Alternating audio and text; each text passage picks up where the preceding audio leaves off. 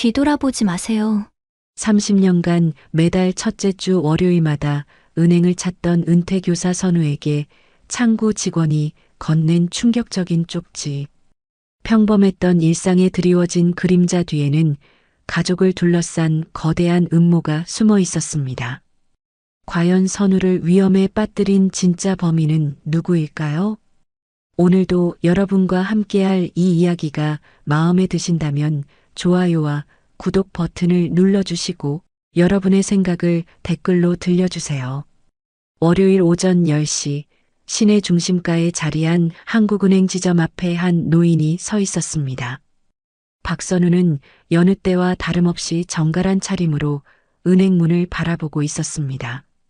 정장에 깔끔하게 빗어넘긴 머리, 그리고 30년간 변하지 않은 검은 가죽, 서류 가방을 든 그의 모습은 마치 시계처럼 정확했습니다. 선우는 깊게 숨을 들이마셨습니다.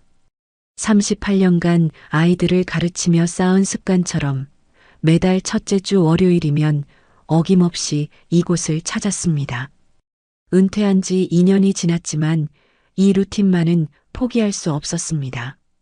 이곳에는 돌아가신 여동생과의 추억이, 그리고 친딸처럼 키운 조카딸, 현주와의 소중한 기억들이 새겨져 있었기 때문입니다.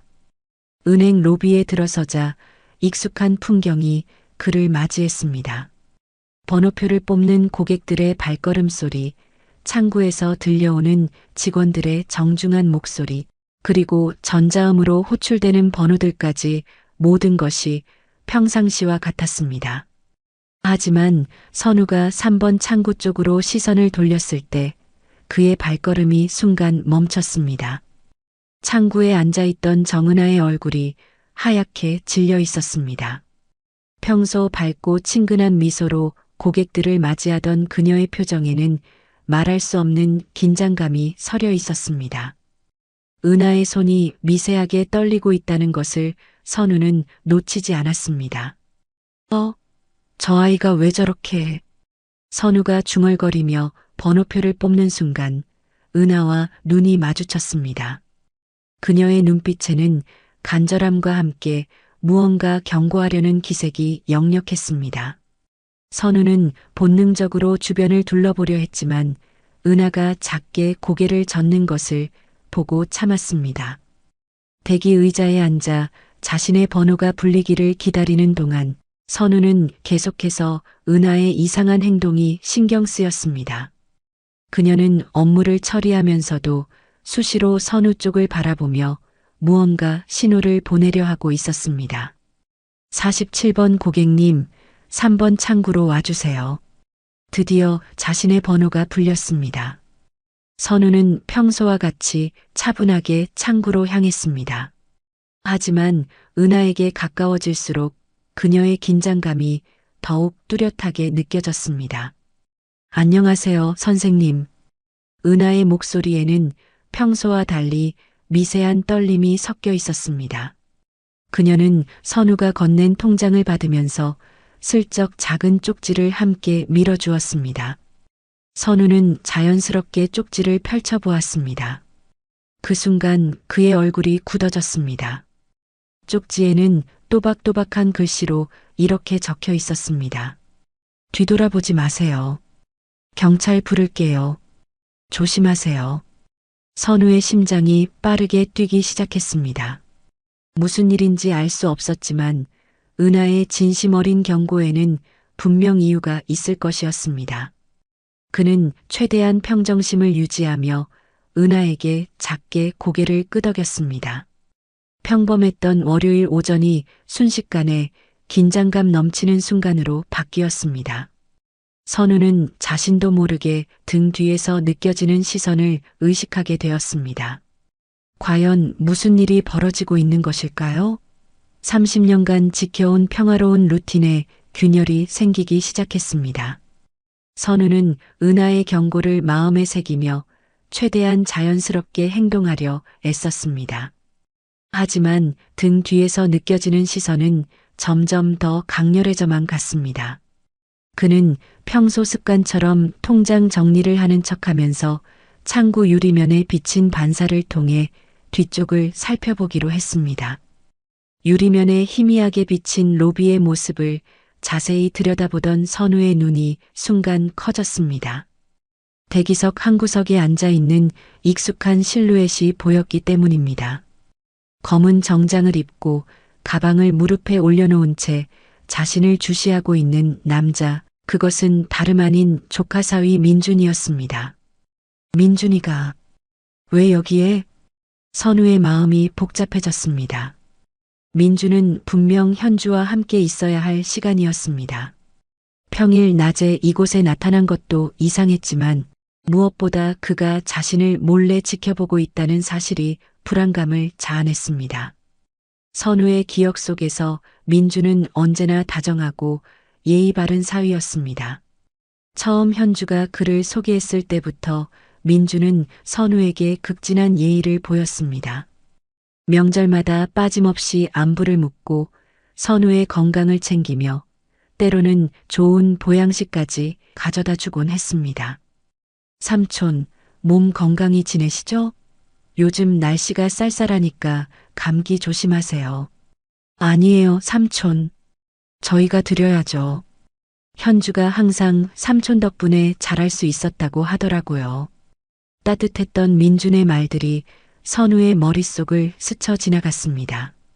하지만 지금 유리면에 비친 민준의 모습은 그때와는 사뭇 달랐습니다. 날카로운 눈빛으로 자신을 응시하고 있는 그의 표정에는 평소의 다정함을 찾아볼 수 없었습니다.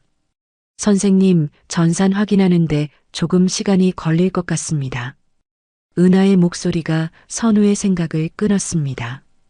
그녀는 의도적으로 시간을 끌고 있는 것 같았습니다. 선우는 고개를 끄덕이며 기다렸습니다. 그 사이 민준이 자리에서 일어나는 것이 보였습니다. 그는 번호표도 뽑지 않은 채 로비를 서성이기 시작했습니다. 마치 선우의 일거수일투족을 감시하는 것처럼 보였습니다. 선우의 마음속에 의문이 꼬리에 꼬리를 물었습니다.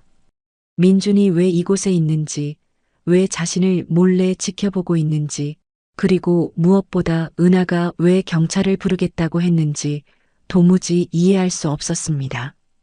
혹시 민준이가? 하지만 선우는 곧 그 생각을 떨쳐냈습니다. 민준은 현주가 사랑하는 남편이자 자신이 인정한 사위였습니다. 설마 그가 자신에게 해를 끼치려 할 리는 없을 것이었습니다. 그때 민준과 함께 온 듯한 다른 남자들이 눈에 띄었습니다. 그들은 각각 다른 곳에 앉아 있으면서도 은근히 자신을 주시하고 있었습니다. 선우는 점차 상황이 심각하다는 것을 깨닫기 시작했습니다. 선생님, 처리가 거의 다 됐습니다. 조금만 더 기다려주세요. 은하가 다시 한번 시간을 끌었습니다. 그녀의 손가락이 책상 위에서 무언가를 두드리고 있었는데 그것은 마치 모스 부호와 같았습니다. 선우는 그것이 신호라는 것을 직감했습니다. 민준이 점점 창구 쪽으로 다가오고 있었습니다. 그의 발걸음은 느렸지만 단호했습니다. 선우는 등줄기에 차가운 땀이 흐르는 것을 느꼈습니다. 평소 그토록 다정했던 조카 사위의 모습과 지금 자신을 노려보는 남자의 모습이 같은 사람이라는 것이 믿어지지 않았습니다. 마치 가면을 벗어던진 듯한 민준의 변화된 모습은 선우에게 깊은 충격을 안겨주었습니다. 도대체 무슨 일이 벌어지고 있는 거지? 선우는 마음속으로 중얼거렸습니다. 30년간 변함없이 지켜온 평화로운 월요일이 악몽 같은 상황으로 변해가고 있었습니다. 그리고 그 중심에는 믿었던 가족이 서 있었습니다.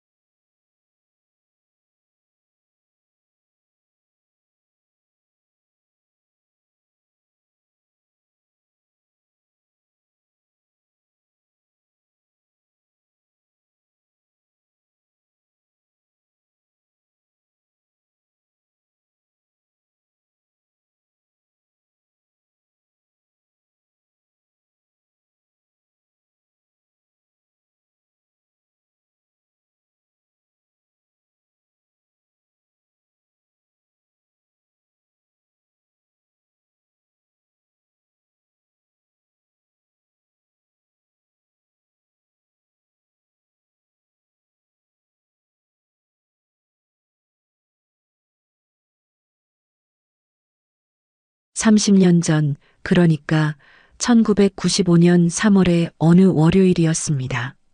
당시 40살이던 선우는 처음으로 이 은행을 찾았습니다. 갓 초등학교 교사가 된 지 2년째였던 그는 여동생 선미와 함께 작은 적금을 시작하려고 했습니다. 오빠, 우리 현주 교육비 모아둬야 해. 이 아이 똑똑해서 나중에 대학도 좋은데 보낼 수 있을 거야. 선미는 당시 5살이던 현주의 손을 잡고 선우 옆에 앉아 있었습니다. 남편을 일찍 잃고 홀로 딸을 키우던 선미에게 오빠 선우는 든든한 버팀목이었습니다. 그럼 매달 첫째 주 월요일마다 오자. 내가 월급 받으면 바로 와서 넣을게. 그렇게 시작된 30년의 루틴이었습니다. 선우는 약속을 지키듯 매달 첫째 주 월요일이면 어김없이 이곳을 찾았습니다. 처음에는 선미와 현주가 함께 왔지만 현주가 자라면서 학교에 가게 되고 선미가 병을 얻으면서부터는 선우 혼자 오게 되었습니다. 15년 전 선미가 세상을 떠났을 때도 선우는 이 루틴을 포기하지 않았습니다. 오히려 더욱 철저하게 지켰습니다. 돌아가신 여동생과의 약속을 지키는 것 같았고 현주를 위한 마음을 이어가는 것 같았기 때문입니다. 삼촌, 이제 제가 직장도 구했고 결혼도 했으니까 그만 그러셔도 돼요. 몇 년 전 현주가 그렇게 말했을 때도 선우는 고개를 저었습니다. 아니야, 현주야. 이건 너희 엄마랑 한 약속이야. 내가 살아있는 한 계속할 거야. 선우에게 이 은행은 단순한 금융기관이 아니라 가족과의 추억이 고스란히 담긴 소중한 공간이었습니다. 여동생과 함께 꿈을 키우던 곳이자 현주의 미래를 위해 정성스럽게 돈을 모으던 곳이었습니다. 그런데 6개월 전부터 상황이 이상해지기 시작했습니다. 민준이 갑자기 현주의 병원비가 필요하다며 선우를 찾아왔던 것입니다. 삼촌, 죄송합니다. 현주가 갑자기 쓰러져서 큰 수술을 해야 해요. 수술비가 급하게 필요한데 민준의 간절한 부탁에 선우는 주저하지 않았습니다. 현주는 자신에게 친딸과 같은 존재였기 때문입니다. 그는 즉시 5천만 원을 민준에게 빌려주었습니다. 걱정 마, 민준아. 현주만 괜찮으면 돼. 돈은 천천히 갚으면 되고. 하지만 그 후로 민준의 요구는 계속되었습니다. 한 달 후에는 현주의 추가 치료비가 필요하다며 다시 3천만 원을, 그 다음 달에는 재활치료비 명목으로 또 2천만 원을 빌려갔습니다. 선우는 의심하지 않았습니다. 사위가 거짓말을 할 리 없다고 믿었고 무엇보다 현주의 건강이 가장 중요하다고 생각했기 때문입니다. 하지만 현주와 직접 통화할 때마다 그녀는 멀쩡해 보였고 병원 이야기는 전혀 나오지 않았습니다. 삼촌, 저 요즘 일이 너무 바빠서 연락 자주 못 드려서 죄송해요. 괜찮아, 현주야. 몸만 건강하면 돼. 네, 건강해요. 걱정 마세요. 현주의 대답은 늘 그랬습니다. 건강하다고, 걱정하지 말라고. 선우는 이상하다고 생각했지만 민준을 의심하지는 않았습니다. 그러던 중 지난달 선우는 우연히 현주와 민준이 함께 백화점에서 쇼핑하는 모습을 목격했습니다. 현주는 전혀 아픈 기색이 없었고 오히려 명품 가방을 사며 즐거워하고 있었습니다. 뭔가 이상해. 선우는 그때부터 의심을 품기 시작했습니다. 하지만 직접적으로 물어볼 용기는 나지 않았습니다. 만약 자신의 추측이 틀렸다면 가족관계에 금이 갈 수 있었기 때문입니다. 그리고 오늘 은하의 경고 쪽지를 받고 나서야 선우는 자신의 의심이 옳았다는 것을 깨닫기 시작했습니다. 30년간 지켜온 평화로운 루틴 뒤에 숨어있던 어둠이 서서히 드러나기 시작한 것입니다. 민준이가 설마 선우의 마음속에 불안이 짙게 깔렸습니다. 믿었던 사람에게 배신당했을지도 모른다는 생각에 가슴이 먹먹해졌습니다. 현재 시각 오전 11시 15분. 은행 로비의 분위기는 점점 더 긴장감으로 가득 차고 있었습니다. 선우는 창구에서 은하와 대화를 나누는 척하면서도 계속해서 주변 상황을 파악하려 애쓰고 있었습니다. 민주는 여전히 로비 한 구석에 서 있었습니다. 그는 번호표를 뽑지 않고도 당당하게 그 자리에 머물러 있었습니다. 마치 자신이 이곳의 주인인 양 행동하는 그의 모습이 선우에게는 낯설게만 느껴졌습니다. 더욱 이상한 것은 민준과 함께 온 듯한 다른 남자들이었습니다. 그들은 각각 다른 위치에 앉아 있으면서도 서로 은밀한 신호를 주고받고 있었습니다. 한 명은 출입문 근처에, 다른 한 명은 창구 대기석에, 그리고 또 다른 한 명은 ATM 기기 앞에 서 있었습니다. 선생님, 전산이 좀 느려서 시간이 걸리고 있습니다. 조금만 더 기다려주세요. 은하가 다시 한번 시간을 끌었습니다.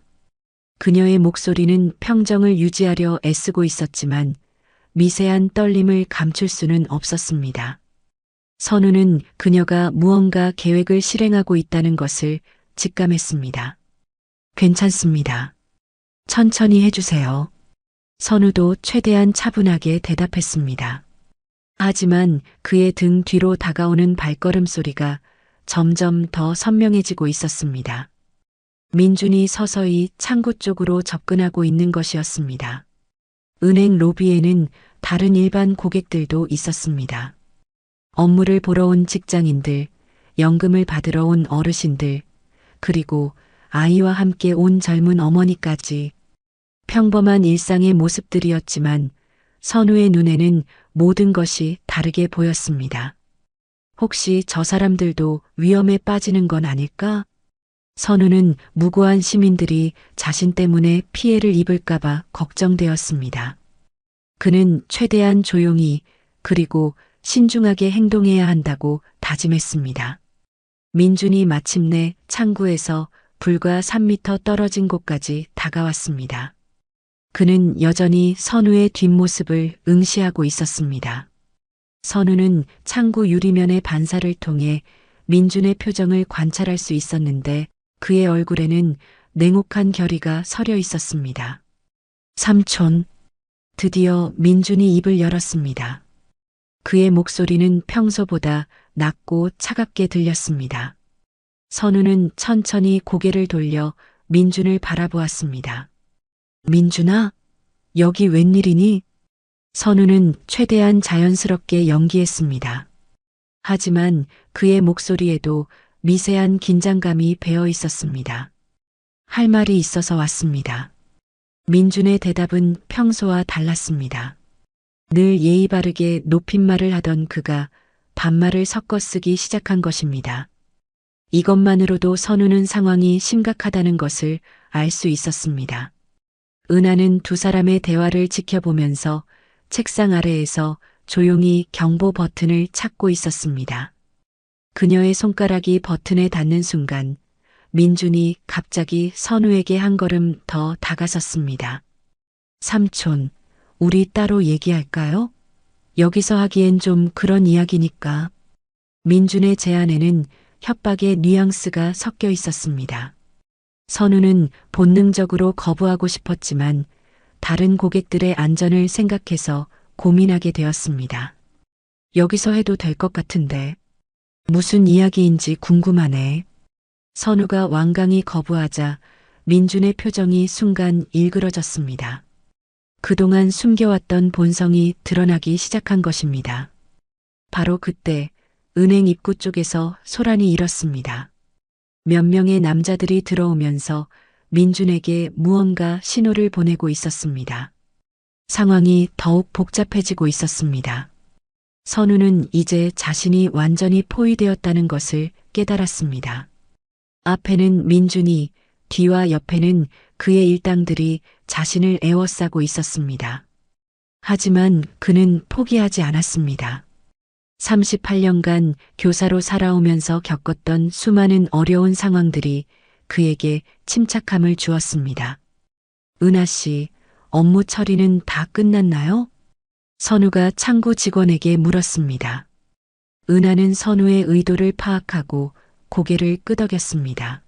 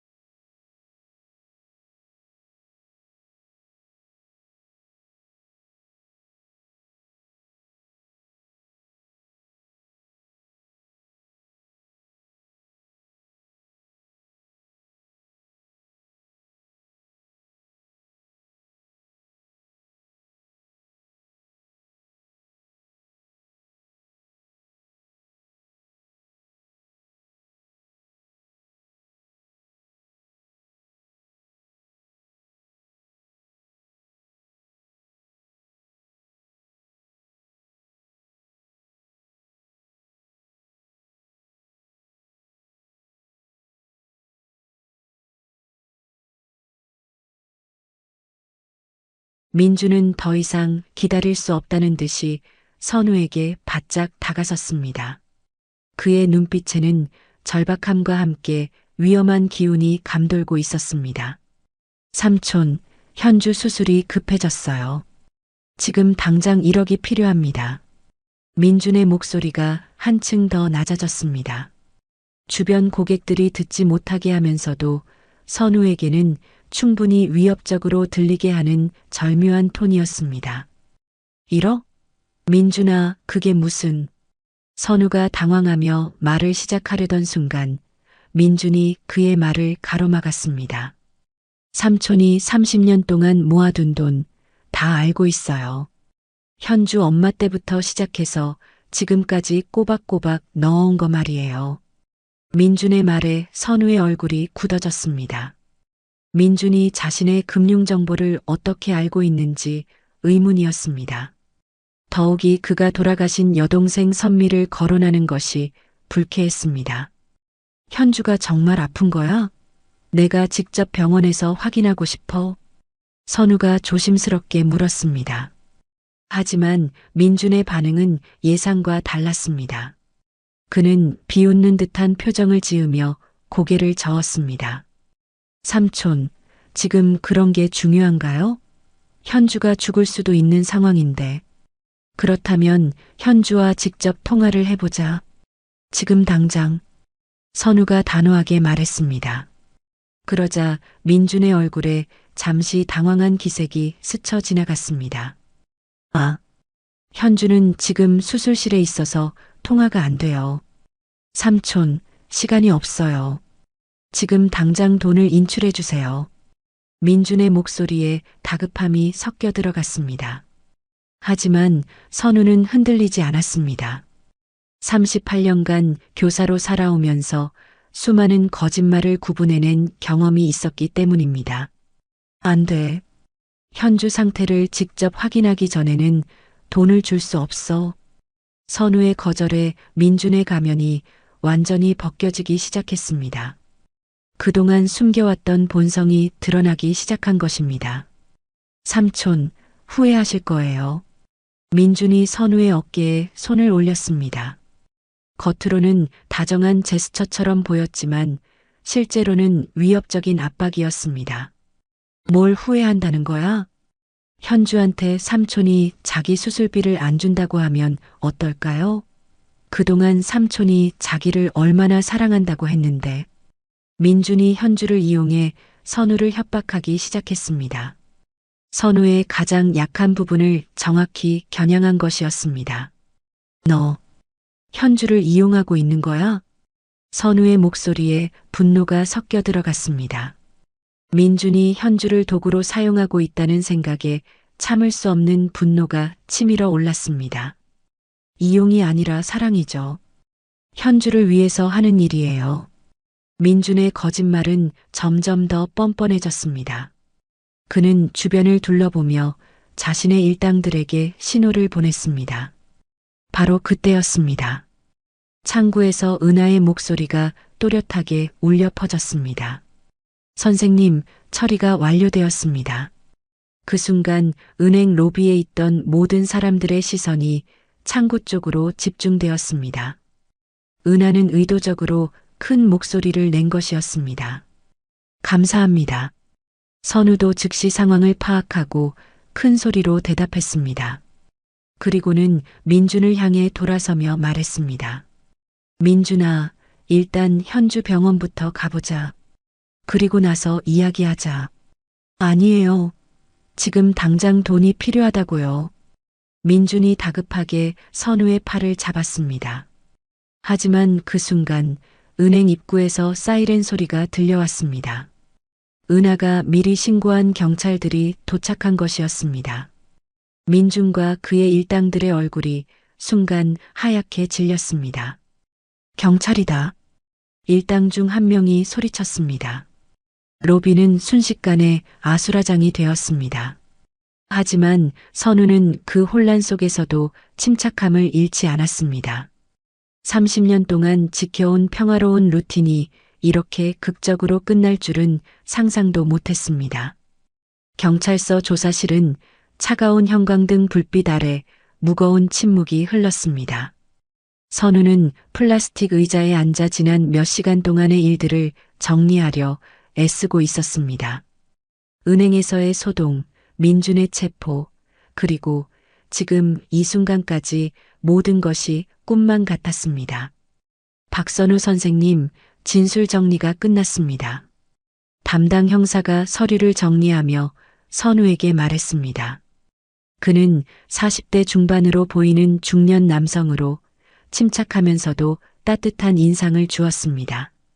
그런데 선생님께 알려드릴 것이 몇 가지 더 있습니다. 형사의 말에 선우는 고개를 들었습니다. 이미 충분히 충격적인 하루였는데 더 무슨 일이 있을까 싶었습니다. 임민준 씨에 대해 조사한 결과를 말씀드리겠습니다. 형사가 두꺼운 파일을 열었습니다. 그 안에는 민준에 대한 상세한 자료들이 들어 있었습니다. 임민준, 34세, 사기 전과 산범입니다. 주로 노인분들을 상대로 한보이스 피싱과 대포통장 사기에 관여해 왔습니다. 선우의 얼굴이 점점 굳어졌습니다. 그동안 믿어왔던 사위가 전문적인 사기꾼이었다는 사실을 받아들이기 어려웠습니다. 더 심각한 것은 선생님의 명의로 여러 차례 불법 대출이 실행되었다는 점입니다. 불법 대출이요? 네, 지난 6개월 동안 선생님 명의로 총 2억 3천만 원의 대출이 승인되었습니다. 물론 선생님이 직접 신청하신 것이 아니라 임민준이 위조 서류를 이용해서 했습니다. 선우는 충격에 말을 잇지 못했습니다. 자신도 모르는 사이에 거액의 빚을 지게 되었다는 사실이 믿어지지 않았습니다. 그리고 이건 더 심각한 문제인데요. 형사의 표정이 더욱 무거워졌습니다. 선생님의 여동생 박선미 씨의 사망 경위에 대해서도 재조사가 필요할 것 같습니다. 우리 선미가요? 선미는 병으로 돌아가신 건데 당시 의료진의 증언을 재확인한 결과 박선미 씨의 치료비를 임민준이 중간에서 가로챘을 가능성이 높습니다. 적절한 치료를 받았다면 충분히 회복 가능한 상태였는데 형사의 말이 끝나기도 전에 선우는 의자에서 일어났습니다. 다리에 힘이 풀려 비틀거릴 뻔했지만 간신히 균형을 잡았습니다. 그게 무슨 말씀이세요? 임민준은 박현주 씨와 결혼하기 전부터 선생님 가족을 타겟으로 삼았습니다. 당시 박선미 씨가 아팠을 때도 치료비 명목으로 돈을 빼돌렸고 그 결과 선우의 눈에서 눈물이 흘러내렸습니다. 여동생의 죽음이 단순한 질병 때문이 아니라 민준의 탐욕 때문이었다는 사실을 받아들이기 어려웠습니다. 선미야, 미안해. 선우는 주먹을 꽉 쥐었습니다. 15년 전 여동생이 병상에서 자신을 바라보며 했던 마지막 말이 떠올랐습니다. 오빠, 현주 잘 부탁해. 좋은 사람 만나서 행복하게 살 수 있게 해줘. 그때 선미는 자신이 민준 때문에 죽어가고 있다는 것을 알고 있었을까요? 선우는 자책감에 가슴이 찢어질 것 같았습니다. 그리고 박현주 씨의 경우는 어떻게 되나요?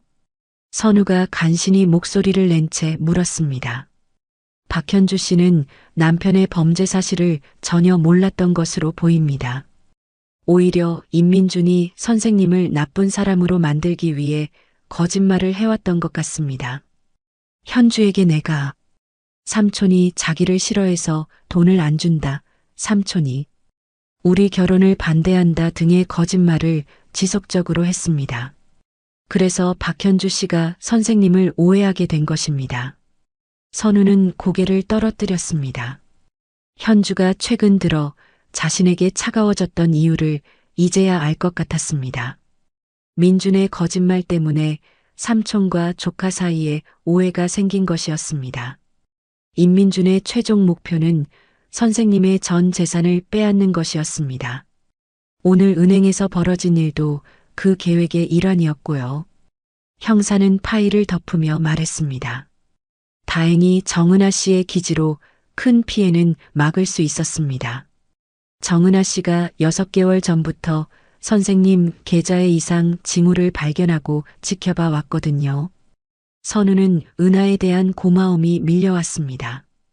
만약 그녀가 아니었다면 오늘 어떤 일이 벌어졌을지 상상하기도 싫었습니다. 30년간 쌓아온 평범한 일상이 한순간에 무너졌지만 그 폐허 속에서 진실을 발견할 수 있었습니다. 비록 아픈 진실이었지만 이제라도 알게 된 것에 감사해야 할지도 모릅니다.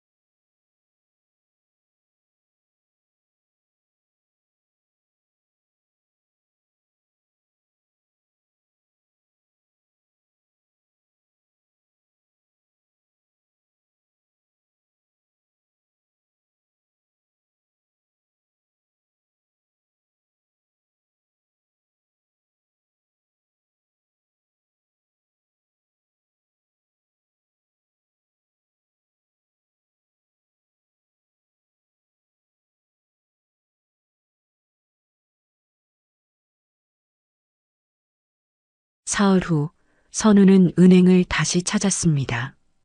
이번에는 업무가 아니라 자신을 구해준 은하에게 감사를 전하기 위해서였습니다.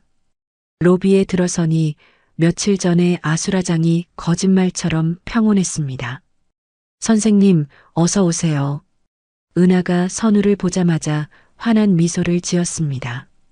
그녀의 얼굴에는 며칠 전의 긴장감 대신 따뜻한 안도감이 배어 있었습니다. 은하 씨, 정말 고마워요. 당신이 아니었으면 큰일 날 뻔했어요. 선우가 진심 어린 감사를 표했습니다. 은하는 고개를 저으며 겸손한 미소를 지었습니다. 아니에요, 선생님. 제가 당연히 해야 할 일이었어요. 그런데 어떻게 알았어요? 내 계좌에 이상이 있다는 걸? 선우의 질문에 은하는 잠시 망설이다가 입을 열었습니다. 사실은 선생님을 6개월 전부터 지켜보고 있었어요. 지켜보고 있었다고요? 네. 선생님 계좌에서 평소와 다른 거래 패턴이 발견됐거든요. 30년간 한결같이 적금만 넣으시던 분이 갑자기 큰 금액을 인출하시기 시작해서 은하의 설명을 들으며 선우는 그녀의 세심함에 감탄했습니다. 그리고 선생님 성함을 봤을 때부터 뭔가 익숙하다고 생각했어요. 익숙하다고요? 은하가 잠시 주저하더니 의미심장한 말을 했습니다. 선생님, 혹시 1995년에 세봄초등학교에서 가르치셨나요? 선우의 눈이 커졌습니다. 세봄초등학교는 자신이 첫 발령을 받았던 학교였습니다. 당시 2년간 그곳에서 2학년을 담당했었죠. 맞아요. 어떻게, 정은아예요. 당시 2학년 3반이었어요. 순간 선우의 머릿속에 30년 전의 기억이 선명하게 되살아났습니다. 항상 구석진 자리에 조용히 앉아있던 작은 여학생, 늘 낡은 옷을 입고 다니면서도 공부는 열심히 했던 아이가 바로 은하였습니다. 은하, 정은하. 맞아, 우리 은하. 선우의 목소리에 감격이 묻어났습니다. 30년 만에 만난 제자와의 재회였습니다. 선생님이 기억해 주실 줄 몰랐어요. 은하의 눈가에 눈물이 맺혔습니다. 어떻게 잊을 수 있어? 우리 은하는 참 어려운 환경에서도 항상 밝게 웃던 아이였지. 선우는 30년 전 은하의 모습을 떠올렸습니다. 당시 은하는 할머니와 단둘이 살았습니다. 부모님이 일찍 돌아가셔서 할머니가 홀로 키우고 있었는데 경제적으로 매우 어려운 상황이었습니다. 그때 선생님께서 해주신 말씀을 아직도 기억해요. 무슨 말? 은하야, 지금은 힘들어도 포기하지 마. 공부 열심히 해서 훌륭한 사람이 되렴. 선생님이 은하를 믿어. 그 말씀이요. 선우는 그 말을 기억했습니다. 당시 은하가 가정 형편 때문에 공부를 포기하려 했을 때 했던 말이었습니다. 그리고 선생님이 몰래 도시락도 챙겨주시고 학용품도 사주셨잖아요. 다른 아이들이 모르게 해주신 그 마음을 어떻게 잊을 수 있겠어요. 은하의 고백에 선우는 가슴이 뭉클해졌습니다. 당시에는 그저 작은 친절이라고 생각했던 일들이 한 아이의 인생을 바꿔놓았던 것입니다. 할머니께서 돌아가시기 전에 늘 말씀하셨어요. 은하야, 박선우 선생님 같은 분을 만나면 꼭 은혜를 갚아라고요. 은혜라니. 그냥 선생이라면 당연히 해야 할 일을 했을 뿐인데. 아니에요, 선생님. 선생님 덕분에 제가 여기까지 올 수 있었어요. 장학금 받아서 대학도 나오고 은행원도 될 수 있었고요. 은하는 자신의 명함을 꺼내 선우에게 건넸습니다. 명함에는 과장 정은하라고 적혀 있었습니다. 벌써 과장까지. 네, 작년에 승진했어요. 그리고 6개월 전부터 선생님 계좌를 담당하게 됐을 때 정말 운명인 것 같았어요. 은하는 자신이 어떻게 민준의 수상한 행동을 감지했는지 자세히 설명했습니다. 선생님, 계좌 거래 내역을 보니 평소와 전혀 다른 패턴이었어요. 30년간 한결같던 분이 갑자기 큰 돈을 인출하시고, 게다가 선생님이 오지도 않았는데 거래가 이뤄지고, 그래서 의심을 했구나. 네, 그래서 CCTV도 확인해보고 선생님께 따로 연락드리려고도 했는데 개인정보 때문에 쉽지 않더라고요. 그러다 월요일마다 오시는 걸 알고 기다렸어요. 30년 전에 뿌린 작은 씨앗이 이렇게 큰 나무가 되어서 나를 지켜주고 있었네. 선우의 말에 은하도 울컥했습니다. 선생님, 앞으로도 계속 매달 첫째 주 월요일에 오세요. 제가 계속 챙겨드릴게요. 고마워, 우리 은하야. 두 사람은 30년의 세월을 뛰어넘어 다시 만났습니다. 어린 제자를 걱정했던 선생님과 은사의 은혜를 잊지 않았던 제자의 아름다운 재회였습니다. 한 달 후, 선우의 집 앞에 한 대의 택시가 멈춰섰습니다. 차에서 내린 것은 현주였습니다. 그녀의 얼굴에는 깊은 후회와 미안함이 가득했습니다. 선우는 창문 너머로 현주의 모습을 보고 마음이 복잡해졌습니다. 삼촌, 안 계세요?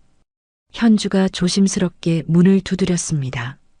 그녀의 목소리는 예전과 달리 작고 떨리고 있었습니다. 선우는 잠시 망설이다가 문을 열었습니다.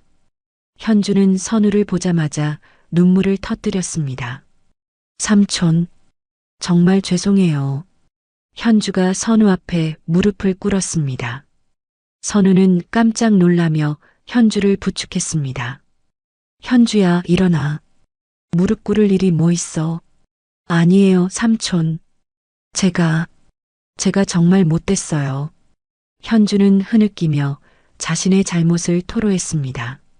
민준이 체포된 후 그동안 숨겨졌던 모든 진실을 알게 되었다고 했습니다. 민준이가 삼촌에 대해서 거짓말을 했어요. 삼촌이 저를 싫어한다고, 우리 결혼을 반대한다고. 현주야. 그래서 저도 삼촌께 차갑게 대했어요. 정말 바보같이. 어떻게 삼촌을 의심할 수 있었을까요? 선우는 현주의 머리를 쓰다듬어 주었습니다. 분노보다는 안쓰러운 마음이 더 컸습니다. 괜찮아, 현주야. 너도 속은 거니까. 아니에요. 저는 변명할 자격이 없어요. 삼촌이 저를 친딸처럼 키워주셨는데. 현주는 어린 시절의 기억들을 떠올렸습니다. 엄마가 아픈 동안 자신을 돌봐주었던 삼촌, 엄마가 돌아가신 후에도 아버지 역할을 해주었던 삼촌의 모습들을 말입니다. 엄마 돌아가셨을 때도 삼촌이 제 손 잡고 울어주셨잖아요. 그런 삼촌을 어떻게 의심했을까요? 선우도 그날을 기억했습니다. 15년 전 여동생 선미의 장례식 날 15살이던 현주가 혼자 울고 있을 때 자신도 함께 울었던 그날을 말입니다. 현주야, 이제 그만 울어. 삼촌도 힘들었지만 너도 많이 힘들었을 거야. 삼촌, 정말 미안해요. 그리고 고마워요. 현주가 선우를 꼭 안았습니다. 오랜만에 느끼는 따뜻한 포옹이었습니다. 앞으로 어떻게 할 거야? 선우가 조심스럽게 물었습니다. 현주는 이혼 절차를 진행 중이라고 했습니다. 힘들겠지만 다시 시작하려고요. 삼촌이 가르쳐 주신 대로 정직하게 살려고요. 그래, 우리 현주는 똑똑하니까 잘할 수 있을 거야. 둘은 오랜 시간 대화를 나눴습니다. 그동안 쌓였던 오해들을 하나씩 풀어가면서 예전의 정다운 삼촌과 조카 관계를 회복해 갔습니다. 며칠 후 선우는 다시 은행을 찾았습니다. 이번에도 매달 첫째 주 월요일이었습니다. 30년간 지켜온 루틴을 계속 이어가기로 결심했기 때문입니다. 선생님, 어서 오세요. 은하가 환한 미소로 선우를 맞이했습니다. 이제는 서로의 정체를 아는 사이가 되어 더욱 따뜻한 관계가 되었습니다. 은하야, 오늘도 잘 부탁해. 네, 선생님. 항상 제가 챙겨드릴게요. 업무를 처리하면서 은하가 조심스럽게 물었습니다. 선생님, 현주 씨와는 어떻게 되셨어요? 응, 다 해결됐어. 우리 현주가 와서 사과도 하고, 이제 예전처럼 지낼 수 있을 것 같아. 다행이에요. 가족은 역시 소중하니까요. 선우는 고개를 끄덕였습니다. 비록 아픈 시간을 겪었지만 그 과정에서 진짜 소중한 것이 무엇인지 깨달을 수 있었습니다. 은하야, 너도 가족이야. 30년 전부터 우리 가족이었고, 은하의 눈가가 촉촉해졌습니다. 자신을 가족처럼 여겨주는 은사의 마음이 고마웠습니다. 업무를 마치고 나오면서 선우는 하늘을 올려다보았습니다. 파란 하늘에 흰 구름이 평화롭게 떠 있었습니다. 마치 천국에서 여동생 선미가 자신을 지켜보고 있는 것 같았습니다. 선미야, 이제 마음 놓아도 돼. 현주도 잘 살 거고, 나도 좋은 사람들과 함께 잘 살 거야. 선우는 마음속으로 여동생에게 말했습니다. 그날 저녁 선우의 집에 현주가 저녁을 해주러 왔습니다. 오랜만에 삼촌과 조카가 함께하는 따뜻한 식사였습니다. 삼촌, 은행에 정은아 과장님이라고 계시죠? 응, 알고 있어? 네, 제가 따로 찾아가서 감사 인사드렸어요. 삼촌을 구해주셔서 정말 고맙다고. 그래, 우리 현주도 예의 바르네. 그런데 그분이 삼촌 제자셨다면서요? 정말 신기해요. 30년 만에 다시 만나다니. 선우는 은하와의 재회 이야기를 현주에게 들려주었습니다. 어려운 환경의 아이를 도와준 것이 30년 후 자신을 구원해준 이야기를 말입니다. 역시 삼촌이에요. 선한 일을 하면 언젠가 돌아온다고 하더니. 그런가? 나는 그냥 선생으로서 당연한 일을 했을 뿐인데. 아니에요. 모든 선생님이 그렇게 해주시는 건 아니거든요. 삼촌은 정말 특별한 분이에요. 현주의 말에 선우는 부끄럽게 웃었습니다. 며칠 후 은하가 선우에게 전화를 걸었습니다. 선생님, 제가 결혼하게 됐어요. 정말? 축하해, 은하야. 네, 저희 결혼식 때 주례를 부탁드리고 싶어요. 가능하실까요? 선우는 깊은 감동을 받았습니다. 제자가 자신에게 주례를 부탁한다는 것은 선생으로서 최고의 영광이었습니다. 물론이지. 기꺼이 해줄게. 감사해요, 선생님. 선생님께서 줄에 서주시면 정말 의미 있을 것 같아요. 결혼식 날 선우는 정성스럽게 준비한